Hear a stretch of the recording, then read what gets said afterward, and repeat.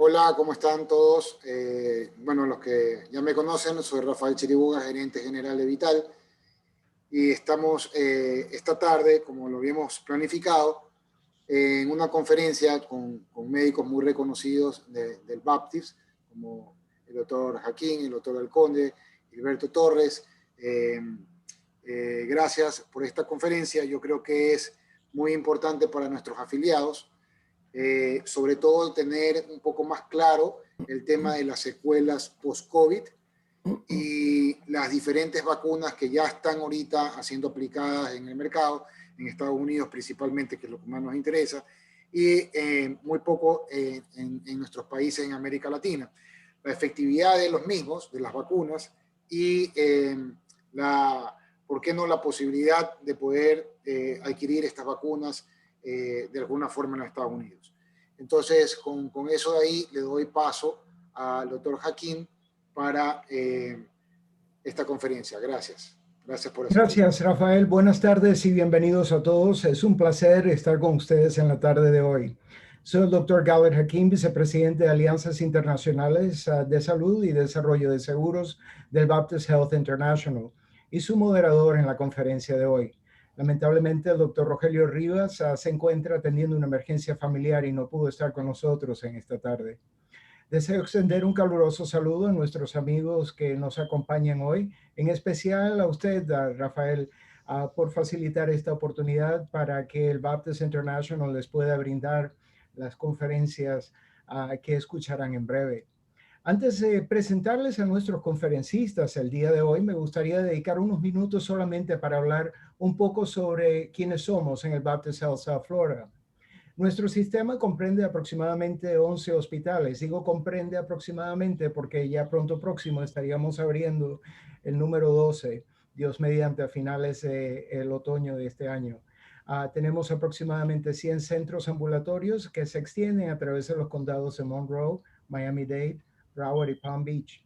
Contamos con varios centros de excelencia de oncología, cardiología, neurociencia, ortopedia y medicina deportiva de alto renombre mundial.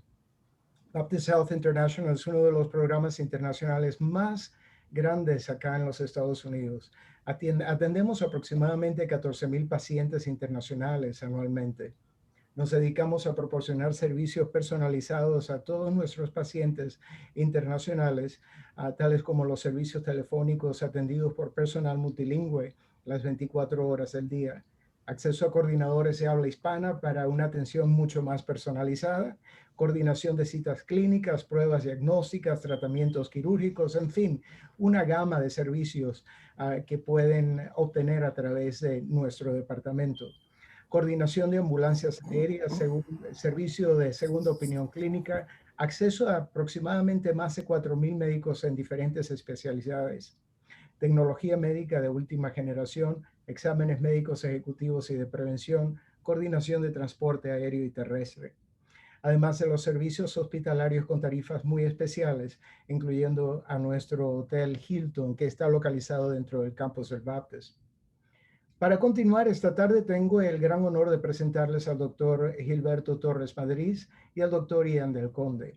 Hemos dividido las presentaciones, así que estaría presentando ahora al doctor Torres Madrid, el cual es un médico del Baptist Health especializado en medicina interna y enfermedades infecciosas y acreditado ante la Junta de Especialidades Médicas. El doctor Torres Madrid cursó sus estudios de medicina en la Facultad de Medicina José María Vargas de la Universidad Central de Venezuela, en Caracas, Venezuela, seguido de una residencia en medicina interna y una subespecialización clínica en enfermedades infecciosas y medicina tropical en el Hospital Vargas de Caracas. Durante ese periodo también se desempeñó como médico de planta de medicina interna y profesor asistente. Posteriormente realizó una residencia en medicina interna en el Albert Einstein Medical Center en Filadelfia, Pensilvania, seguido de una subespecialización clínica y de una investigación en enfermedades infecciosas en Tufts Medical Center en Boston, Massachusetts. Bienvenido, doctor Torres Madrid, y por favor puede compartir su pantalla con nosotros.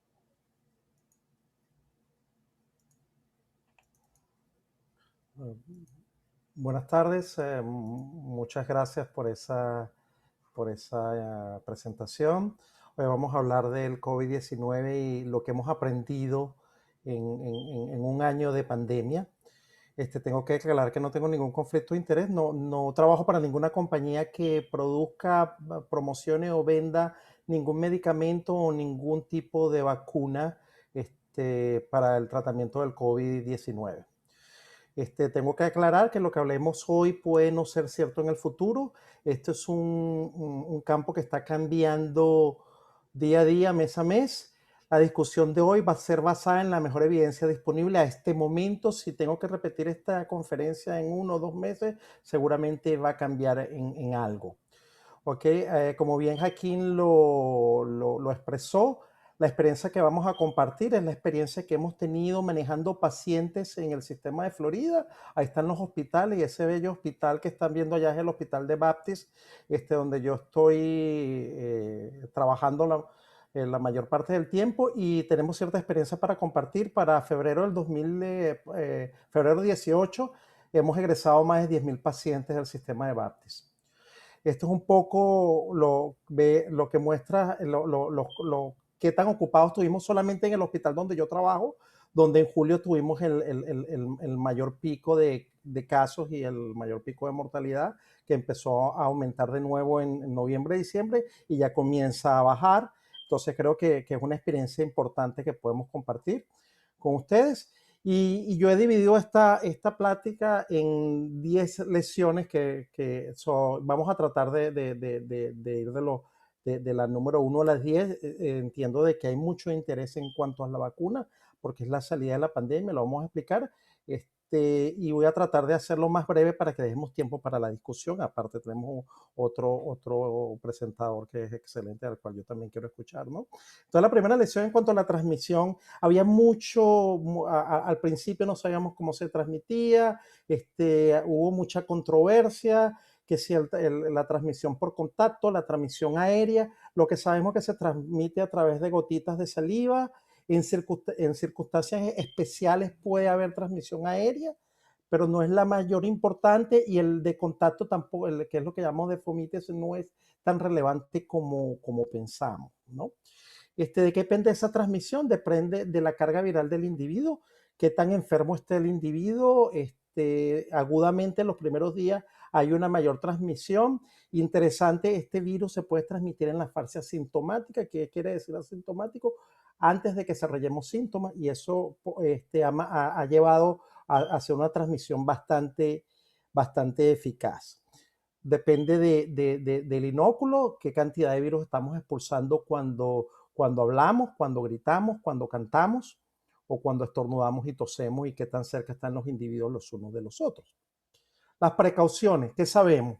Sabemos que el uso de la mascarilla y protección facial son fundamentales, el distanciamiento social y el lavado de manos. ¿Qué debemos evitar? Debemos evitar los sitios cerrados.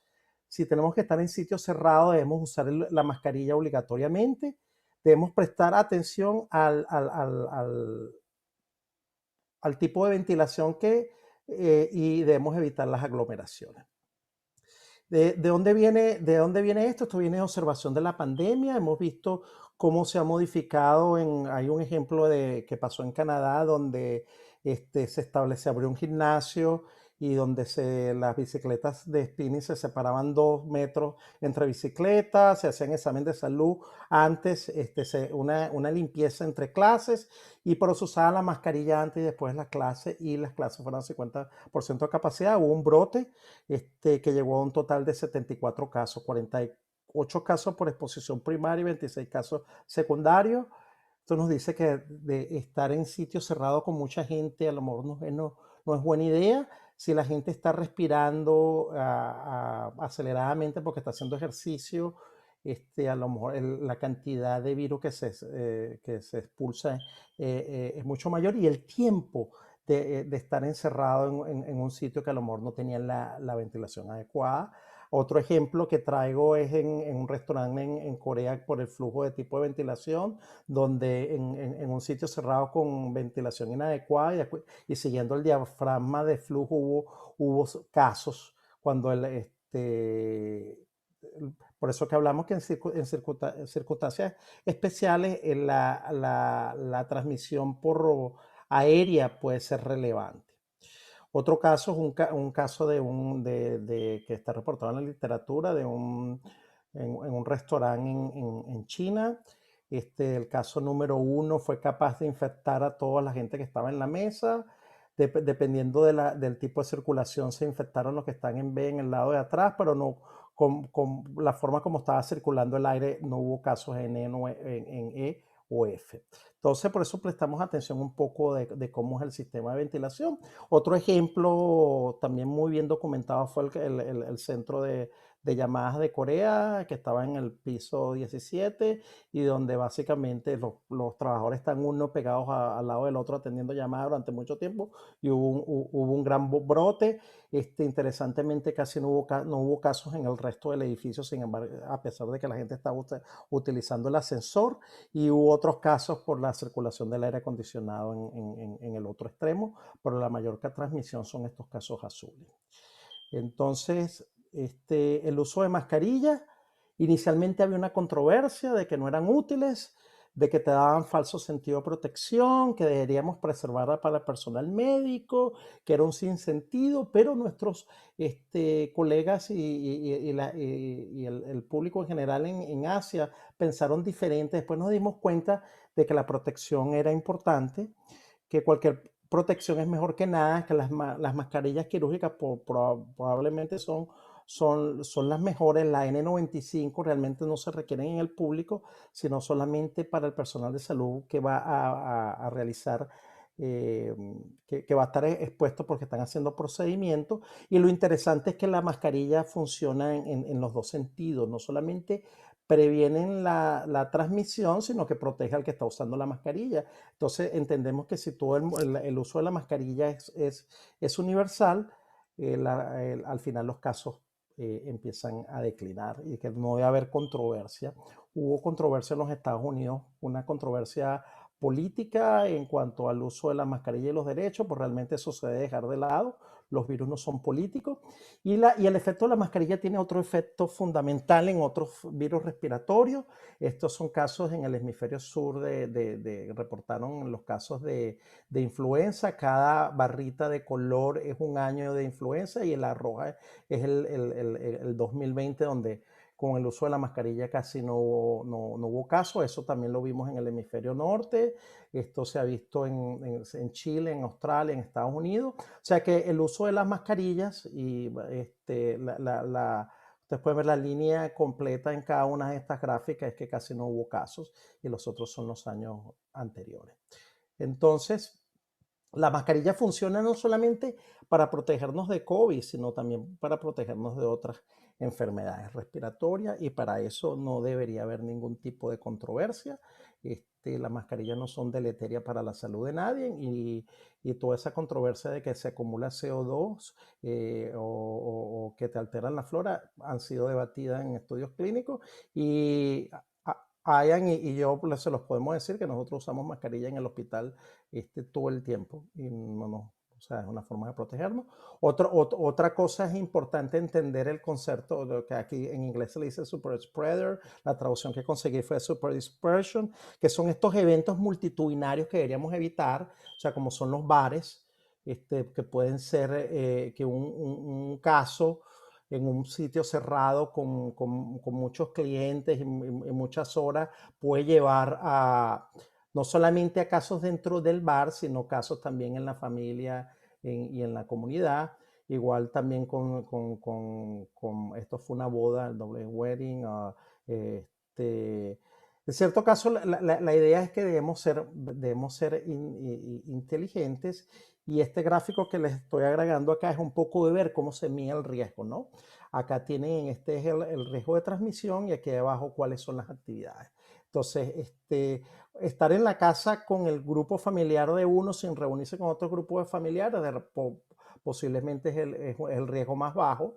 Si vamos afuera y estamos caminando, manejando bicicleta, dentro del mismo grupo familiar o solo, el riesgo es casi cero. Si estamos con otra gente, pero estamos distanciados, el riesgo es bajo. Pero en la medida que empezamos a agruparnos distintos grupos familiares en sitios cerrados, el riesgo va más arriba. Entonces, la idea de esto es que cada quien establezca cuál es el riesgo que está dispuesto a asumir y actúe en consecuencia. La otra controversia en cuanto a las pruebas diagnósticas, ¿no? Que ¿cuál es la mejor prueba? Estaba muy sensible acá. ¿Cuál es la mejor prueba? Bueno, la prueba de oro es el PCR, que mide material genético del virus. Es preciso, es muy sensible. El problema es que es muy costoso, no está disponible y la rapidez del resultado depende de la demanda. Nosotros en julio, esto es una prueba de 45 minutos, llegamos a tener una espera de horas, a veces de días. Bueno, no de días en el hospital, estábamos haciendo la prueba porque las máquinas estaban saturadas y había tantas pruebas que era imposible dar un resultado rápido. Otra cosa que es importante es que no predice el futuro. O sea, el que usted tenga una prueba negativa hoy no quiere decir que mañana vaya a ser positiva, ¿no? Eso es un poco entender. Mucha gente que se está haciendo pruebas y dice, tengo pruebas y estoy bien, y a lo mejor estás en una fase presintomática o cuando no tienes la carga viral suficiente. Entonces, la prueba aplica para ese momento, ¿no? Tenemos otros tipos de pruebas que son las pruebas serológicas que miden anticuerpos y que son pruebas que son muy baratas, están disponibles, pero la precisión es muy variable y te dan una respuesta tardía. Básicamente lo que le quiero mostrar acá es que mientras el PCR es positivo todos estos días, de aquí que usted tenga una prueba positiva, han pasado varios días con el IgM, que básicamente nosotros en los Estados Unidos ni lo usamos porque es una prueba muy pobre, o el IgG, que es con lo que está hablando cuando ya tenga inmunidad. Entonces, si estamos esperando una prueba serológica para hacer el diagnóstico, estamos tarde, pese a que sea una prueba barata y económica. Entonces, básicamente nosotros acá no usamos la serología, sino simplemente para medir exposición previa. El otro test o prueba que tenemos es la determinación antigénica, que es poco costoso, está disponible, tiene una sensibilidad disminuida que el PCR, pero puede ser de ayuda. El problema es que, le voy a mostrar una cosa acá, aquí tenemos aquí tenemos el sitio cero de infección, el tiempo cero de infección. Vemos que hay un periodo de ventana mientras el individuo está asintomático y la carga viral es poca, donde puede ser negativa la prueba. Y por eso que digo que no puede predecir el futuro, pero si la hacemos un día después puede ser positiva. Vemos que el PCR puede ser positivo mucho antes que la prueba antigénica. Vemos que la prueba antigénica se hace positiva alrededor del quinto día y vemos cómo las concentraciones de anticuerpos son más tardías en el tiempo. Por eso es que nosotros acá no recomendamos el uso de serología, pese a que sea mucho más barata. Otra cosa es que a veces el IgM puede durar varias semanas y puede dar incluso un falso diagnóstico de infección aguda cuando realmente la persona está pasando la infección. Ok, bueno, estamos llegando, yo creo que nos estamos moviendo bien aquí. Tratamiento. El tratamiento de COVID-19, intentamos usar medicaciones antivirales. También utilizamos manejo inmunológico con medicinas como los esteroides o el tocilizumab. Tratamiento de soporte, que realmente yo creo que es lo más importante y es lo que mantiene a los pacientes vivos. Y el manejo de complicaciones. No hay un tratamiento mágico ni universal y no tenemos fórmulas mágicas en los Estados Unidos ni en Baptist, pero sí hemos entendido, después de ver de estos 10,000 pacientes, que el tratamiento antiviral temprano, el tratamiento inmunológico cuando está indicado y un excelente soporte y manejo de complicaciones disminuyen bastante la mortalidad. Nosotros en Estados Unidos y en el Baptist nos manejamos las indicaciones por el Instituto Nacional de Salud. El único antiviral que nosotros hasta el momento usamos es el Remdesivir. Usamos como tratamiento inmunológico los esteroides cuando hay falla respiratoria, cuando el oxígeno está bajo. Usamos los anticuerpos monoclonales, que también los usamos en Baptist, ante que el paciente tenga complicaciones y cuando tenga factores de riesgo. y mucho soporte. Seguimos las indicaciones de la Sociedad de Enfermedades Infecciosas. O sea, no usamos hidroxicloroquina, no usamos antibióticos porque no funcionan, no usamos medicamentos para el VIH porque no funciona, usamos esteroides cuando los pacientes están hospitalizados o tienen falla respiratoria, usamos tocilizumab en casos bien indicados, porque tienen una indicación bastante precisa. Ya no estamos usando tanto el plasma, usamos el remdesivir, pese a que la Organización Mundial de la Salud dice que no tiene efecto, pero nosotros hemos visto que bien temprano y en pacientes factores de riesgo pueden ayudarnos. Y usamos los anticuerpos monoclonales en pacientes con factores de riesgo antes que se complique. Sabemos que funciona oxígeno, la pronación. Pronación es los pacientes acostarse boca abajo. Eso ayuda a los esteroides cuando están indicados. Anticoagulación en todos los pacientes hospitalizados. Usamos anticoagulación de prevención de trombosis. Cuando están hospitalizados no lo usamos ambulatoriamente. El remdesivir ya lo mencioné, y los anticuerpos monoclonales. Parece no funcionar, ya no estamos usando tanto plasma como antes, es más, raramente lo estamos usando. El tocilizumab, que estuvo en desgracia, está volviendo de nuevo para casos seleccionados. Y la vitamina D, hay controversia en cuanto a la prevención, que sabemos que no funciona, la acitromicina no funciona, ningún tipo de antibiótico funciona para COVID-19, funciona para neumonías bacterianas cuando hay infección del virus. Los antimaláricos no funcionan. Ya dije que los tratamientos para el VIH, y hay un reciente estudio que salió en que el zinc y la vitamina C tampoco hicieron ningún tipo de diferencia. Otra cosa que aprendimos, inicialmente decíamos que los pacientes expuestos tenían que estar 14 días, los pacientes enfermos 14 días y tener 2 pruebas de PCR negativo. Entendimos que el PCR en algunos individuos puede estar presente por semanas y en algunos meses. Y entendimos también que el PCR positivo después de cierto tiempo no se traduce en infectividad, y no se traduce tampoco en tener un virus que sea viable.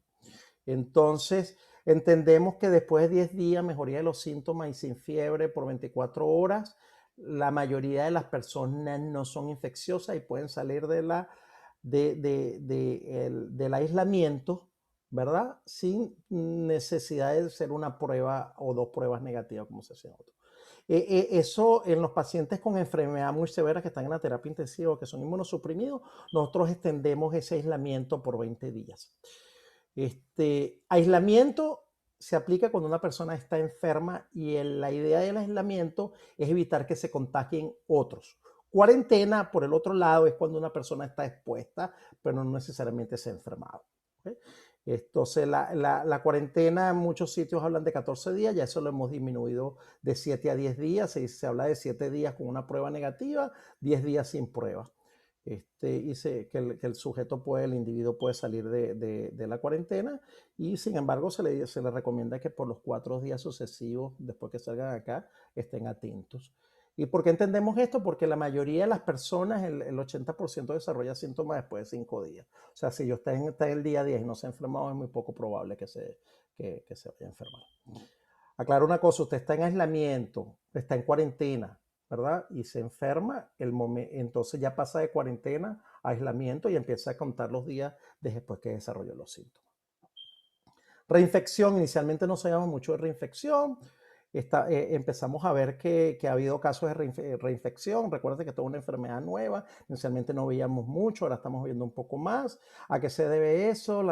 Hay individuos que no montan una respuesta inmunológica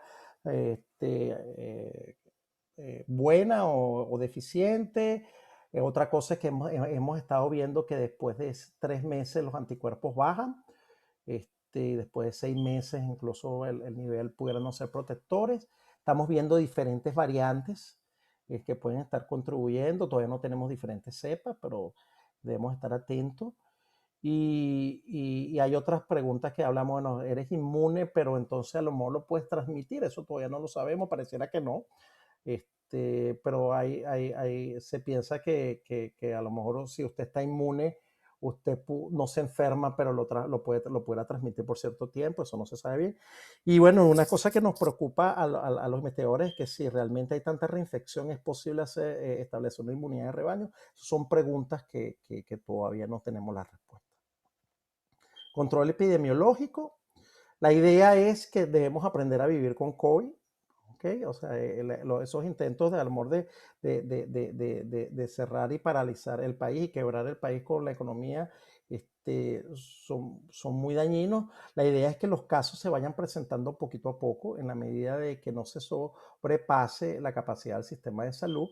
Si los casos están muy elevados, como en esta gráfica en rojo, la idea es aplastar esto. Entonces, en la medida que los casos se vayan presentando, el sistema de salud no colapsa, la mortalidad es muy baja. Entonces ha habido varias formas de enfrentar esto. Los suecos intentaron decir, bueno, protegemos a los vulnerables y seguimos como si nada, cuando compararon sus números con sus vecinos de Dinamarca, de Noruega, pasaron pena, realmente fue un poco vergonzoso, se dieron cuenta que no. En el Reino Unido, bueno, han tenido varios intentos y han tenido que rectificar. Y bueno, en Estados Unidos cerramos, pero abrimos un poco antes de tiempo. Y bueno, pasó esto, lo que estamos viendo en el gráfico, que por fortuna ya estamos viendo como que la salida, ¿no? En que a principio en abril, mayo, abrimos en junio, tuvimos un pico, después cerramos, volvimos a abrir y entonces pasó lo que pasó en diciembre, enero y febrero. En Estados Unidos hemos pasado del 500.000 de muertos. O sea, ninguna guerra. En la Segunda Guerra Mundial hubo 400.000 muertos, no llegaron a 500.000. Entonces, bueno, ha sido un poco triste. Pero bueno, ya estamos viendo la salida de esta pandemia pareciera, no hay que relajarse. Hay que ver que todavía ni siquiera estamos en el número que teníamos en junio, ¿no? Todavía estamos un poco elevados, pero vamos en la dirección correcta.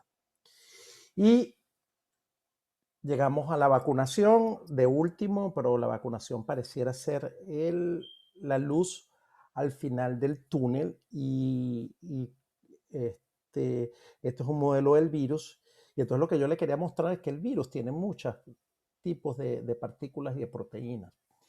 Y nosotros producimos anticuerpos contra todo esto. Pero realmente los anticuerpos que son protectores son los que bloquean la espiga del virus, que es lo que en inglés es el spike, en español es la espiga. ¿Qué es lo que hace? Estos son los anticuerpos bloquean el virus antes que el virus entre en la célula. El virus es un parásito intracelular, utiliza el sistema genético para ensamblar virus y exportarlos e infectar nuevas células. Entonces la idea es bloquearlo acá, ¿ok? Entonces, básicamente ya nosotros sabemos que este spike glicoproteína es el blanco a bloquear y nosotros podemos bloquearlos con anticuerpos que fabricamos, que son los anticuerpos monoclonales, ¿ok? O con anticuerpos que produzca el cuerpo a través de la vacunación. Uno se llama inmunidad pasiva porque estamos prestando inmunidad y la otra es la inmunidad activa porque la estamos desarrollando nosotros mismos. Los otros anticuerpos que se producen no bloquean el virus, pero se pueden utilizar para medir si alguien estuvo infectado después de vacunarse. Entonces, hay muchos tipos de vacunas. Sabemos cuál es el blanco. Lo que varía es la tecnología, cómo producir esos anticuerpos. Hay vacunas a virus completo, que es el virus muerto o el virus atenuado. Hay muchos ejemplos de ese tipo de vacuna. Se están estudiando. Hay un par de vacunas chinas, pareciera que no son muy efectivas. Hay vacunas que utilizan la subunidad proteica. Un ejemplo de eso son las vacunas del neumococo.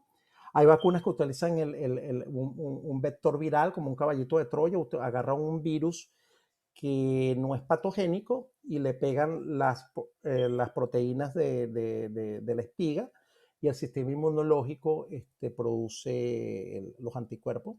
Y lo más novedoso que son los de ácido nucleico, que hay mucha controversia con esto, pero esto es maravilloso, esto es fabuloso, esto es fascinante. Básicamente nosotros le estamos entregando al cuerpo una receta de cocina y le decimos al cuerpo, usted va a fabricar esta proteína. La cantidad de proteína que fabrica el cuerpo, o sea, este es el RNA mensajero, simplemente un código que se degrada. Esto una vez que entra al citoplasma se degrada y eso no se incorpora al material genético. Sin embargo, el cuerpo, las células mononucleares producen proteína de tal cantidad que la cantidad de anticuerpos que se produce contra la proteína de espiga incluso es superior a las que se produce en la enfermedad natural y por eso se piensa que es bastante protectora. Entonces, las vacunas que están en Estados Unidos tenemos la vacuna de Moderna y la de Pfizer. Son bastante similares, es como Coca-Cola y Pepsi-Cola. O sea, es similar, la protección es la misma, más del 95% de obtener de prevenir la enfermedad leve, pero casi 100% de enfermedad severa. O sea, las pocas gente que se enferman de manera leve, con síntomas muy leves, moderados.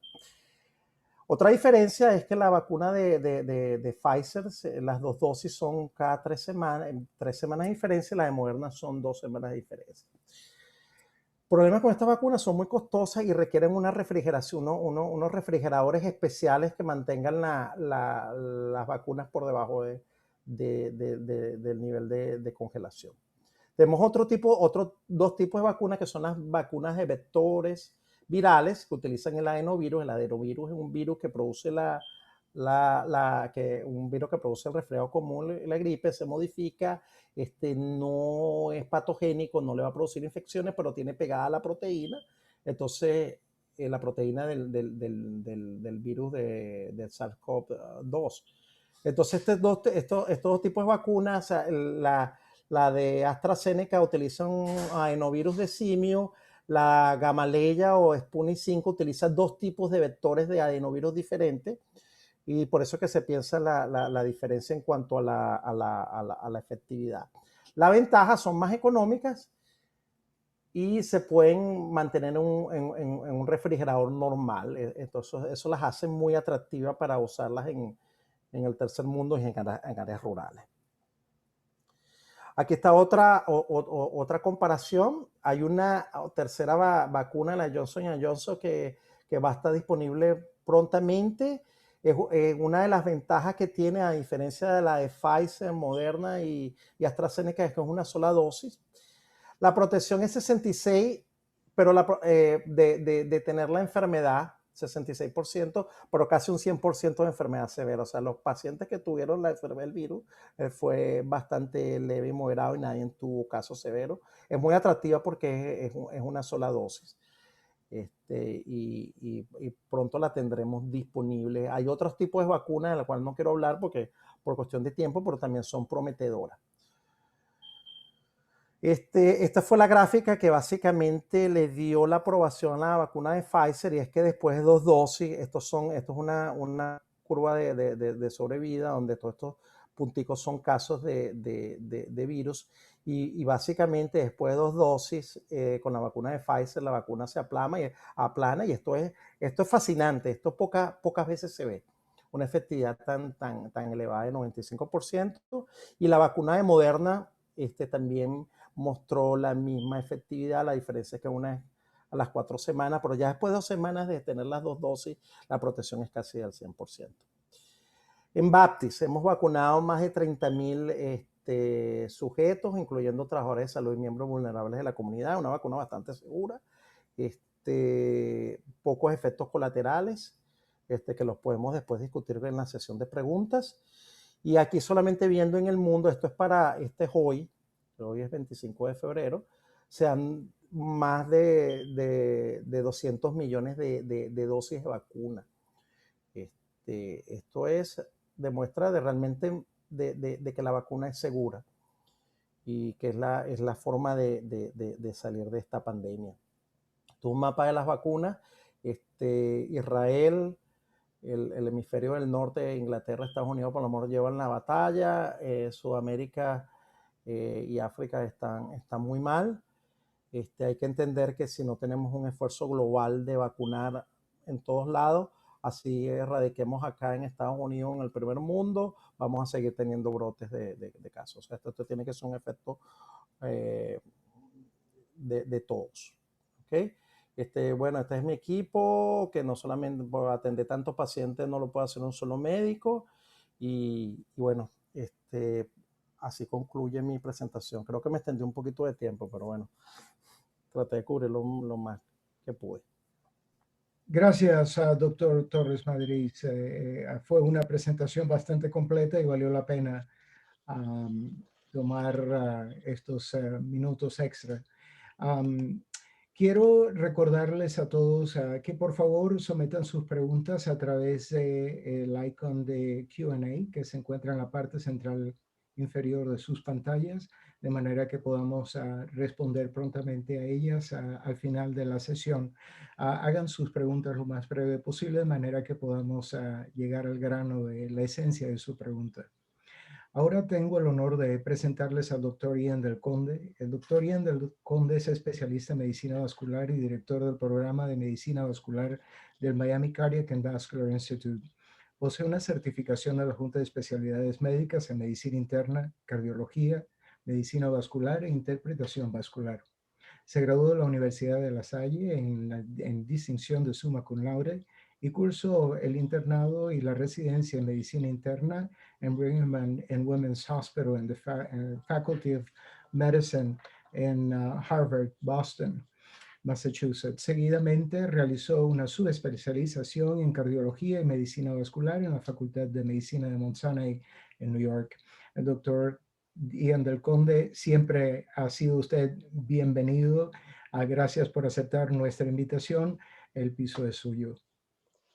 Muchas gracias y muchas gracias por la invitación. Va a ser muy difícil poder seguir los pasos de mi amigo Gilberto Torres porque fue una charla extraordinaria y yo aprendí mucho. Pero voy a repetir un comentario que él hizo al mero principio de su charla, que es que lo que aplica hoy, probablemente en 2 meses o un mes, ya tengamos información nueva. El último año ha sido un año que realmente todos nos acordaremos por muchas razones, pero una de ellas va a ser por lo rápido que han cambiado las cosas. Rara vez en medicina las cosas cambian tan rápido. Si ustedes leen el New England Journal of Medicine, cada semana de eso se trataba. Incluso ahora, mientras yo escuchaba la charla, me llega el email del New England Journal, de la edición de ahora, con 3 estudios de las terapias anti-interleucina 6, de las cuales Gilberto hablaba. Es que es un campo que ha cambiado mucho. Mi charla va a ser mucho más enfocada al corazón y cómo COVID-19, el virus, SARS-CoV-2, que afecta, que ocasiona la enfermedad, cómo afecta directamente al corazón. Como Gilberto mencionó, la manera en la que el virus invade nuestras células es a través de la proteína Spike. Él la tradujo como espiga. Yo estaba teniendo dificultad y pensé que a lo mejor pico sería, pero no, me gusta más espiga. La proteína espiga se une a su contrarreceptor expresado en las células de nuestro cuerpo y ese receptor se llama ACE2, Angiotensin Conversion Enzyme 2.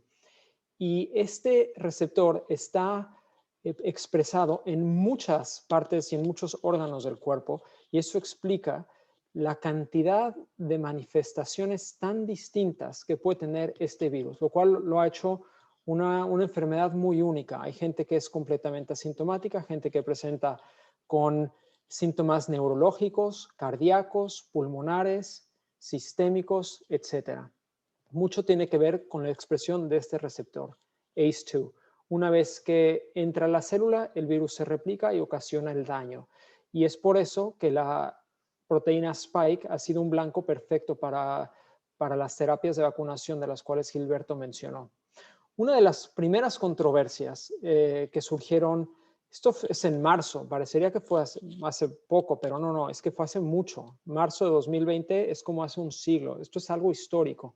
Era que si terapias que usamos comúnmente para tratar la hipertensión que precisamente interactúan con ese receptor ACE2, como lisinopril, enalapril, toda esa familia, los inhibidores de la ECA, podían empeorar la enfermedad en pacientes que eran infectados por COVID-19. Gran controversia. Se inundaba la oficina con llamadas de pacientes preguntándonos si tendrían que parar o no sus tratamientos para la hipertensión. Y en aquel entonces no sabíamos bien la respuesta. Asumíamos que no. La respuesta hoy en día claramente se sabe, no. Estos tratamientos no empeoran el fenotipo ni la expresión de la enfermedad. Y la recomendación es que los pacientes no suspendan sus tratamientos para la enfermedad cardíaca y la hipertensión. Pero ¿cómo es que el virus de COVID-19, cómo es que ocasiona enfermedad cardíaca? No hay solo una manera, hay varios mecanismos. Uno de ellos tiene que ver con el daño directo que el virus produce sobre las células del corazón. Las células del corazón, los miocitos cardíacos, expresan este receptor del que les hablé, el ACE2, y por lo tanto, estas células son susceptibles a ser invadidas y dañadas por el virus. Pero esa no es la única historia, porque algo que hemos visto es que el cuerpo en algunos pacientes, no en todos, y por qué en unos sí y en otros no, no se sabe, pero en algunos pacientes se produce una reacción hiperinflamatoria en la que se liberan cantidades muy, muy importantes de citocinas y mediadores de la inflamación que resultan ser directamente cardiotóxicos y que también explican varias de las complicaciones cardíacas que vemos en estos pacientes.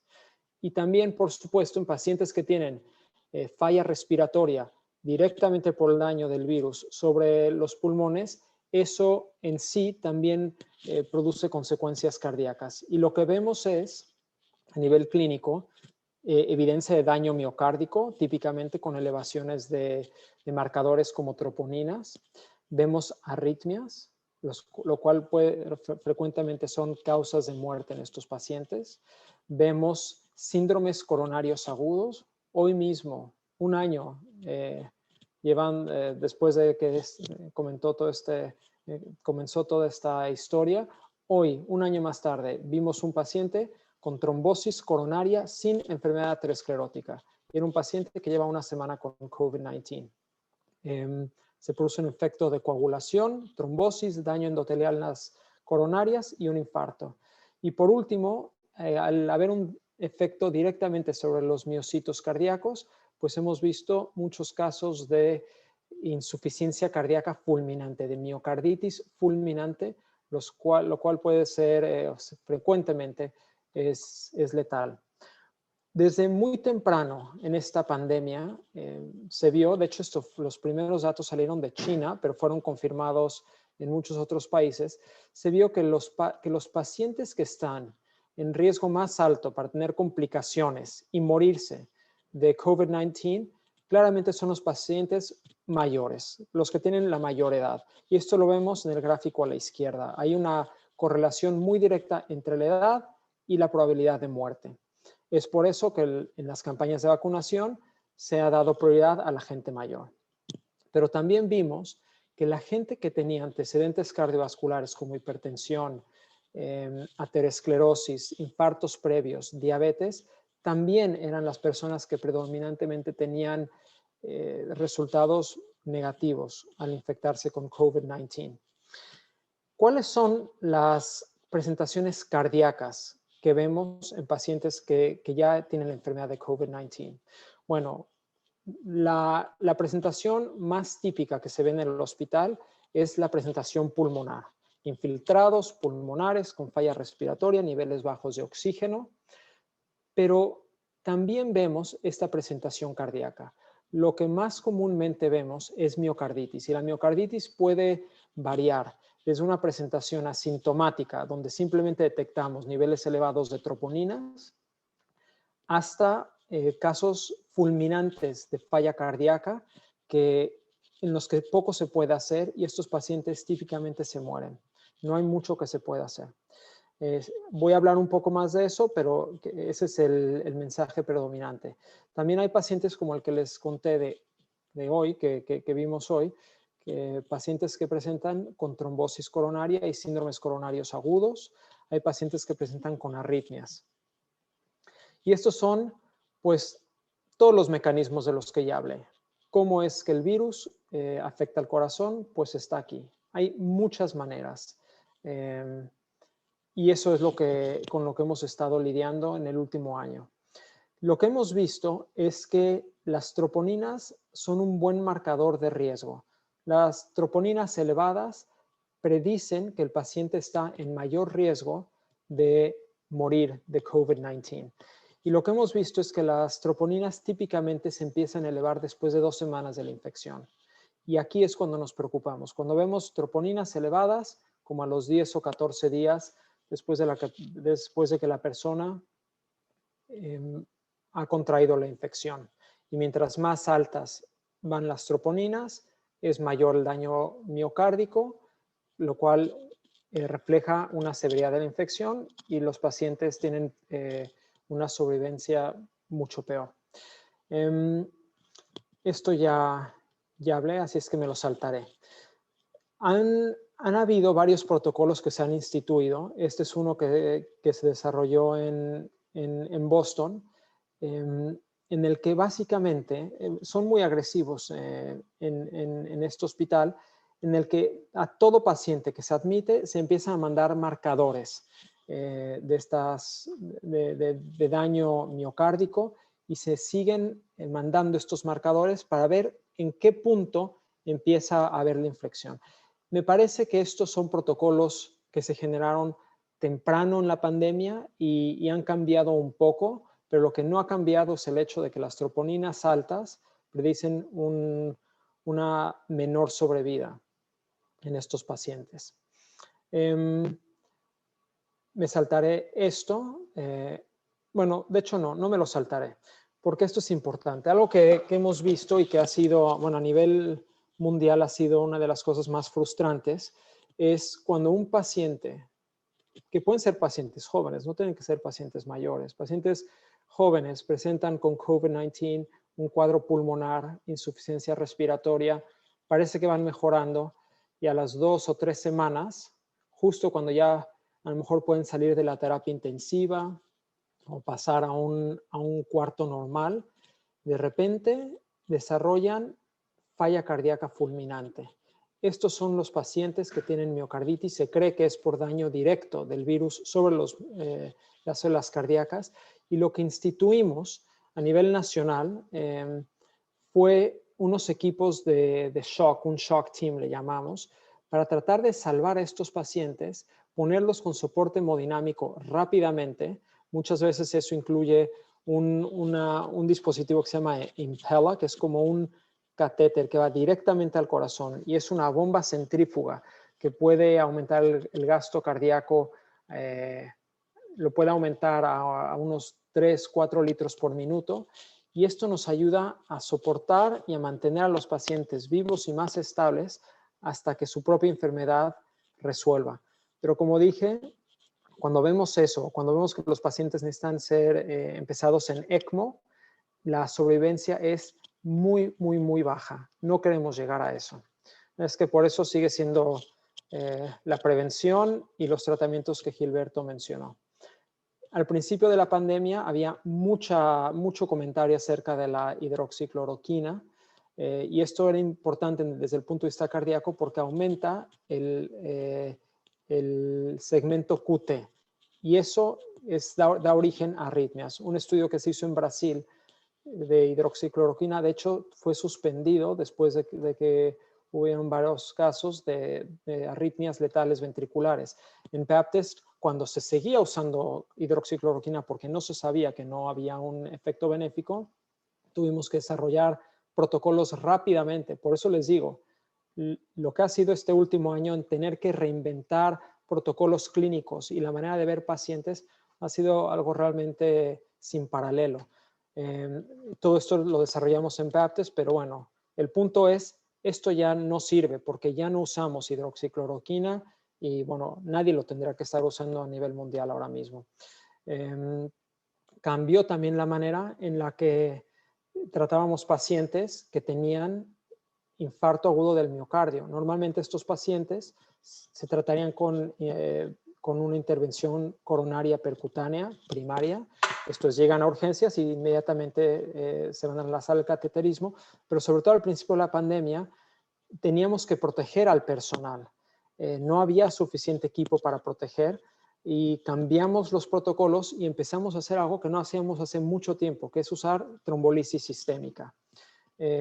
Hoy en día, por fortuna, ya hemos regresado más a los protocolos estándares de angiografía e intervención percutánea. Desarrollamos todos estos protocolos. En muy poco tiempo lo tuvimos que desarrollar. En las oficinas de cardiología, bueno, no les podíamos decir a los pacientes que no vinieran. ¿Por qué? Porque entonces el riesgo principal a su vida era su enfermedad de base, no el COVID-19. Así es que en cuestión de semanas tuvimos que reinventar, no solo nosotros, todo el mundo tuvo que reinventar la manera de ver pacientes en la oficina. Nos fuimos a la telemedicina, a disminuir la gente en las salas de espera. Instituimos una serie de protocolos para dar apoyo a los equipos de terapia intensiva, sobre todo para pacientes que estaban teniendo disfunción cardíaca. Todo esto se hacía por una interconsulta virtual que está bastante evolucionado en el sistema de Baptist. Y otra cosa que hicimos fue para minimizar la exposición a nuestros técnicos de ecocardiografía. En poco tiempo adquirimos muchos dispositivos como el que ven en sus pantallas, un Butterfly, que es una máquina que es sorprendentemente buena, que se conecta directamente al iPhone o a un iPad y puede producir una imagen diagnóstica del corazón o incluso una vena profunda o una arteria. Y lo que hacíamos era minimizar la exposición de nuestro personal en el hospital. Esto fue la manera en la que hicimos mucho nuestro trabajo en abril, mayo. Por fortuna ya es menos necesario hacerlo ahora mismo.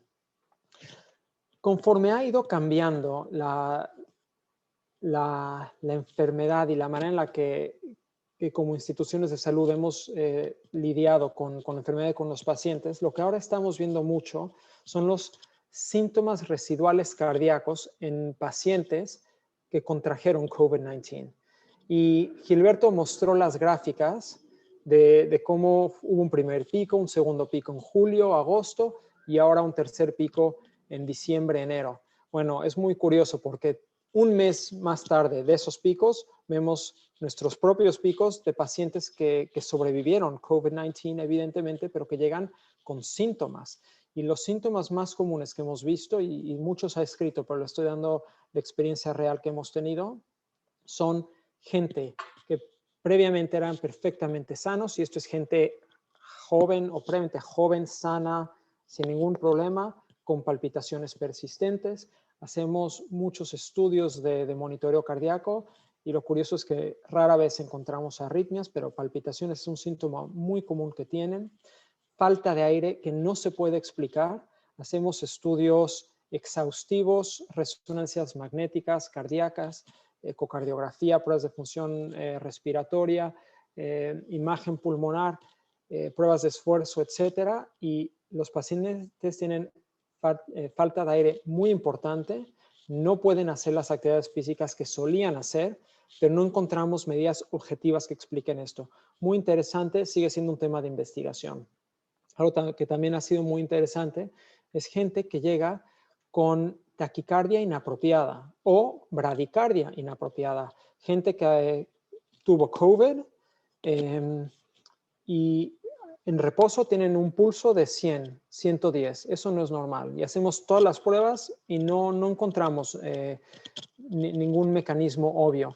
Se ha escrito acerca de la capacidad que tiene el virus de afectar ciertos centros en el tallo cerebral, en el brainstem, en los centros, en los núcleos de control de frecuencia cardíaca, y que se cree que eso posiblemente sea un mecanismo que explique esta taquicardia, pero bueno, sigue siendo muy temprano. Son estudios basados en resonancia magnética.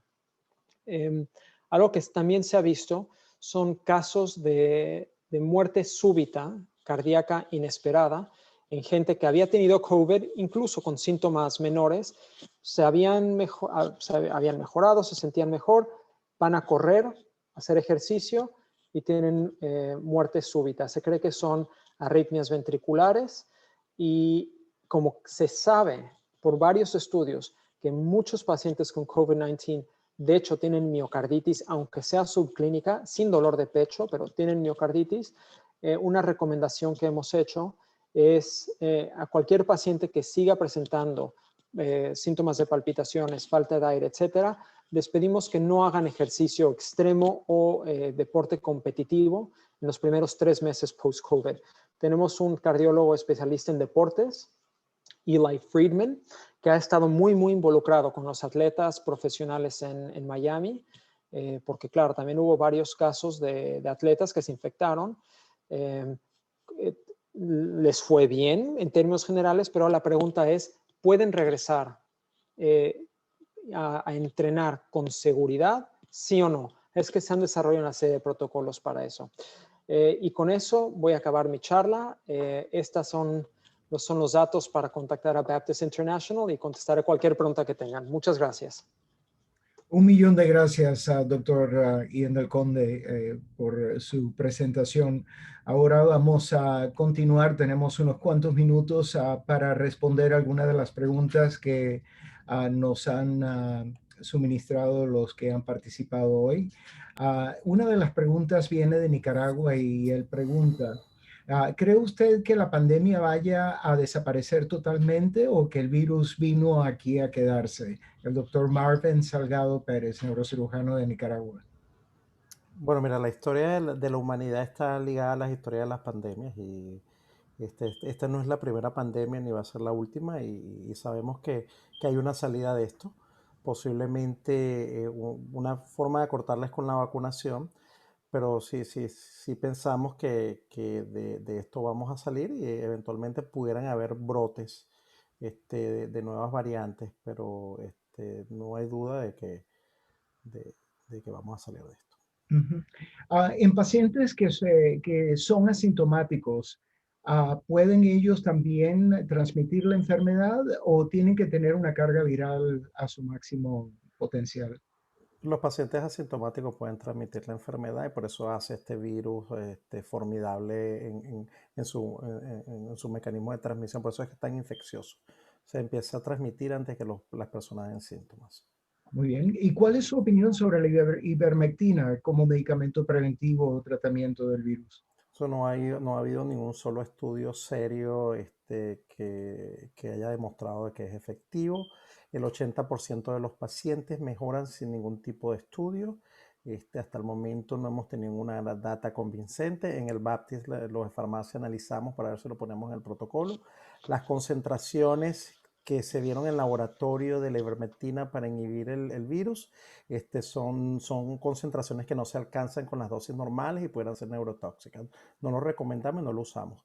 Como experiencia, hemos visto muchos pacientes que vienen de Sudamérica o de Centroamérica que han estado en ivermectina. Ustedes, y a través de Baptist Internacional han llegado a nosotros con complicaciones. O sea que en esos pacientes la ivermectina no hizo ninguna diferencia.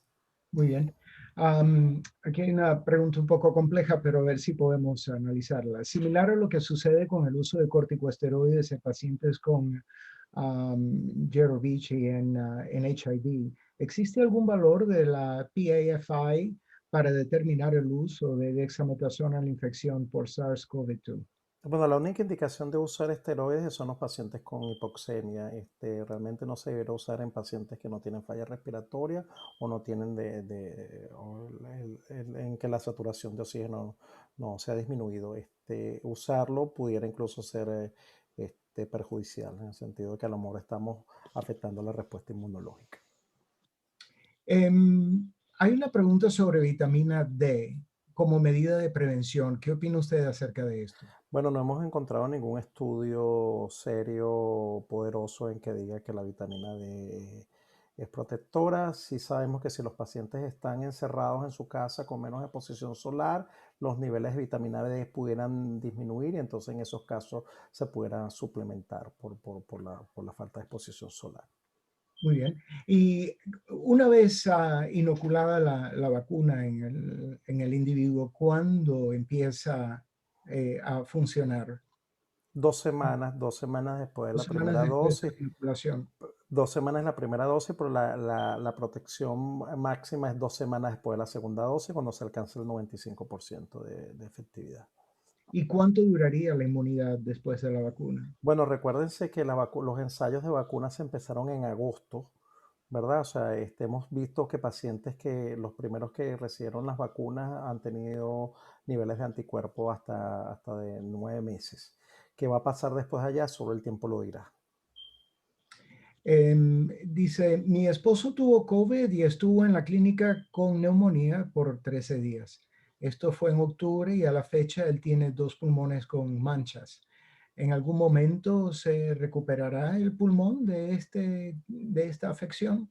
Mira, es difícil saberlo, sabiendo de otras enfermedades virales, la mayoría de la gente se recupera, sin embargo, hay un pequeño porcentaje de pacientes que quedan con secuelas. Solo el tiempo lo dirá y debe seguirse con un especialista de los pulmones, regularmente con pruebas de funcionalismo pulmonar, a ver cuánto de eso puede recuperar. ¿Han habido documentación de secuelas a los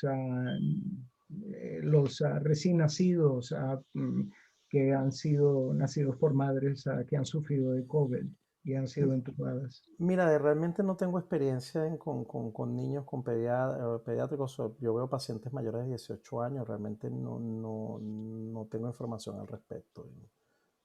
No quisiera lucubrar de algo que no manejo. Especular sobre eso, claro. ¿Se puede recuperar el olfato después de tener COVID? La mayoría de las personas recuperan el olfato, eso es correcto. ¿Qué opinas sobre el regreso a clases para los niños? Regreso a la escuela. Bueno, mira, todo va a depender de cuánto está la actividad del virus, las medidas que tienen las escuelas para manejar los casos, cómo está la actividad en la comunidad. Entendemos que los niños tienen que estudiar y la interacción con otros niños es importante en el desarrollo psicológico y de la personalidad. Tiene que haber un balance y no puede haber una decisión universal. O sea, no es lo mismo ir a la escuela ahora en este momento en Nueva Zelanda que de repente ir a la escuela en Nueva York en julio, por ejemplo. Ujú. ¿Qué opinas sobre el COVID-19 en niños? ¿Es este mucho más peligroso que en los adultos? No, como Ayan dijo, las personas mayores son las que sufren más complicaciones. En los niños pareciera ser mucho más benigno, con casos más limitados. Hay niños que tienen complicaciones inmunológicas, por esas complicaciones inmunológicas también se está viendo en adultos. Entonces pareciera. El problema con los niños no es tanto ellos, sino que vayan a la casa y entonces infecten a los abuelos o Ujú. personas con factores de riesgo. Ahí es cuando pudiera haber un problema. Sobre las vacunas, si las cepas van mutando, ¿deberían hacer vacunaciones cada año? Las actuales, ¿en qué cepas son efectivas? Bueno, hasta el momento las vacunas que tenemos de RNA son efectivas contra todas las cepas que han salido hasta el momento. Las vacunas de vectores de adenovirus, la de AstraZeneca parece que no protege tanto por la cepa sudafricana. El tiempo lo dirá. El tiempo lo dirá si vamos a necesitar nuevas vacunas o si vamos a necesitar, así como el toxoide tetánico nos lo ponemos cada 10 años, el tiempo dirá. Y eso va a ser. Lo importante es mantener el virus bajo control y disminuir los casos. En la medida que tenemos casos en los millones, los virus hacen lo que ellos saben hacer, que es mutar. Y entonces van a salir más variantes. ¿Deberían ser vacunados aquellos que son pacientes asintomáticos de igual forma? ¿Qué probabilidad existe que les dé la enfermedad luego de la vacuna? Bueno, las vacunas se dan en pacientes asintomáticos, es para prevenir. La vacuna no se usa en pacientes enfermos con enfermedad aguda. La protección es 95% y todos los sujetos donde se estudió eran sujetos sin síntomas. ¿Existe algún factor asociado o identificado que aumente la probabilidad de miocarditis por COVID-19? ¿Cuál es la mortalidad específica de la miocarditis por COVID en la mortalidad de COVID? No hay ningún factor de riesgo que se haya identificado. Hay gente joven, sana, y hay gente mayor que no le da nada. Se cree que hay factores genéticos que no se han identificado. Y la mortalidad varía mucho porque puede ser miocarditis asintomática, en cuyo caso la mortalidad es muy baja. Pero si vemos miocarditis con disminución de la fracción de eyección, la mortalidad puede ser mayor al 50%. Mm. ¿Qué tiempo se debe mantener la vigilancia después de la infección por SARS-CoV-2? No sé a qué se refiere bien la pregunta, pero si es en cuanto al aislamiento, Lo más probable que sea sobre el aislamiento, una vez identificada la bueno, si la infección, enfermedad, ¿cuánto tiempo si la generalmente? enfermedad es leve, el individuo no se hospitalizó, son 10 días y 24 horas sin fiebre y mejoría de los síntomas, ya se puede. Si la enfermedad es severa o el paciente está inmunocomprometido, el paciente terminó en el hospital en terapia intensiva, son 20 días Ujú, de aislamiento, ¿no? de aislamiento después de la infección. Ujú. Los anticoagulantes los usan en pacientes hipertensos como profilaxia durante la infección. ¿La contesto yo o tú, Gilberto? Por favor, doctor Ah, Del Conde. sí, muchas de las complicaciones de COVID tienen que ver con trombosis y se han desarrollado protocolos. No hay estudios clínicos que se hayan completado, pero sí se están haciendo estos estudios clínicos. Se usan dosis bajas de anticoagulación en pacientes, sobre todo los que están más enfermos en terapia intensiva. En ciertos pacientes usan dosis profilácticas, pero altas. Por ejemplo, enoxaparina, en vez de 40 miligramos una vez al día, 2 veces al día. Pero no llega a ser terapéutico porque algo que se ha visto mucho es que también hay complicaciones hemorrágicas. Es que es una línea muy, muy difícil de navegar. Hemorragia, trombosis. Ujú. Am, Aunque nosotros no hacemos trasplantes cardíacos, la pregunta es, ¿cómo están haciendo con los pacientes que requieren o necesitan un trasplante de corazón? ¿Cómo lo estamos haciendo hoy en día durante el COVID-19? ¿Ha habido más complicación en estos pacientes que usted sepa? No tengo ninguna información en cómo haber tenido COVID tiene un impacto sobre el pronóstico de gente que posteriormente tiene un trasplante. Sé que se han hecho trasplantes de corazón y pulmón en pacientes jóvenes que tuvieron COVID severo con falla irreversible pulmonar y cardíaca, pero son casos que se cuentan con una mano. No es Ujú, que haya mucha experiencia. claro. En los pacientes que sufren de cardiomiopatías y que han sufrido de COVID, ¿es recomendable usar algún tipo de medicamento para prevenir complicaciones cardiovasculares? Lo que se ha recomendado en la Asociación Americana de Cardiología y el American Heart Association es continuar con las terapias con recomendación 1A. Esto es para pacientes con cardiomiopatía con fracción de eyección reducida, beta bloqueadores, ARNIs, como Entresto en Estados Unidos, espironolactona, y otras como Faraxiga, pero es lo mismo, no ha habido una modificación porque sea COVID, es lo mismo. Ujú. ¿Qué experiencia tienen con el uso de streptokinasas en el tratamiento inicial de COVID como prevención de complicaciones probables? Ninguna, es la primera vez que lo escucho. Igual acá. Doctor Torres Madrid, usted estuvo hablando del tiempo y el periodo que hay que esperar entre las vacunas, sobre todo en la Moderna. ¿Podría aclarar una vez más cuál es el periodo que hay que esperar entre la primera y la segunda vacuna? Ok, en la Moderna son 4 semanas, 28 días, y la de Pfizer son 3 semanas. La, Exacto. ra- Y el la Johnson, La razón por qué es porque es la forma como se diseñaron los estudios clínicos y cómo se aprobó. Y la de Johnson Johnson es una sola dosis. Perfecto. Y esa sí no va a requerir refrigeración como las otras dos, ¿no? Correcto. Así que va a ser mucho mejor en el futuro. Caramba, ya estamos pasados de hora y por consideración a ambos, quiero en nombre del Baptist Health International darles mis más sinceras palabras de agradecimiento a ambos, al doctor Torres Madrid y al doctor Ian del Conde por la información brindada y a todos ustedes por haber participado en el foro de hoy. De misma manera, agradezco a Vital Global Seguros por la oportunidad de compartir durante esta importante charla. Tenemos una representante en el Ecuador, su nombre es la señora Yvonne Marchand. Verán su foto y su teléfono en sus pantallas y ella obviamente está a su disposición para lo que ustedes requieran o necesiten. Comuníquese directamente con nosotros si requiere alguna información o aclaratoria. Les recordamos que estamos aquí para servirles y esperamos seguir desarrollando una relación de mutua colaboración en el futuro. Si tiene preguntas adicionales sobre las presentaciones de hoy o requiere algún tipo de clarificación de nuestros servicios, por favor no duden en llamar al 786-596-2373 o envíenos un mensaje directamente a la dirección del correo que aparece en sus pantallas. Nuevamente, gracias por su participación y que tengan muy buenas tardes. Por favor. Gracias al doctor Torres, Hakim, al doctor Conde. Cuando puedan. Gracias a todos.